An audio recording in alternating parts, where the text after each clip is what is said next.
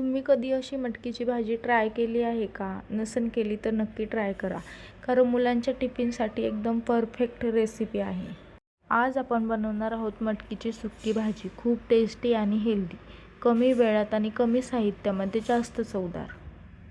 मटकीची भाजी बनवण्यासाठी सगळ्यात आधी 1 वाटी कर आलेली मटकी घ्यायची आहे. त्यानंतर 2 उभ्या आकारामध्ये कांदे चिरून घेतलेले, 1 मोठ्या आकाराचं टोमॅटो बारीक चिरून घेतलेलं, थोडीशी कोथिंबीर, कढीपत्ता आणि थोडासा लसूण घ्यायचा आहे. मध्ये 5-6 चमचे तेल घेऊयात. तेल चांगलं गरम झालं की त्यामध्ये जिरे आणि मोहरी तडतडून घेऊयात. जिरे मोहरी तडतडले की त्यामध्ये कढीपत्ता टाकून घेऊयात आणि आपण बारीक चिरून घेतलेला कांदा टाकून घेऊयात. कांदा छान लालसर होईपर्यंत परतून घेऊयात. कांदा परतला की त्यामध्ये आपण चिरून घेतलेलं टोमॅटो टाकून घेऊयात आणि तेही छान एकजीव होईपर्यंत परतून घेऊयात.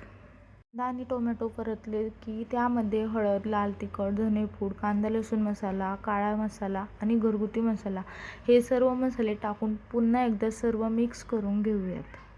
त्यानंतर त्यात कर आलेली मटकी टाकून घेऊयात आणि मटकीही पुन्हा मिक्स करून घेऊयात. 1 चमचा मीठ टाकून घेऊयात आणि पुन्हा एकदा मिक्स करून घेऊयात. 1 वाटी पाणी टाकून घेऊयात. भाजीवरती झाकण ठेवूयात आणि 10 मिनिटं भाजी शिजवून घेऊयात. 10 मिनिटांनंतर भाजीमधले पाणी पूर्णपणे आटलं जातं आणि मटकीही आपली शिजली जाते. मटकी शिजली की त्यामध्ये वरून थोडीशी कोथिंबीर टाकून घेऊयात आणि पुन्हा एकदा सर्व भाजी आपण मिक्स करून घेऊयात. तर तयार आहे आपली मटकीची सुक्की भाजी.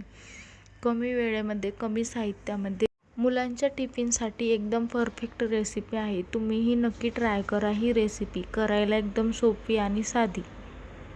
आपल्या चॅनलला सबस्क्राईब करायला विसरू नका जेणेकरून पुढील व्हिडिओ तुमच्यापर्यंत येतील.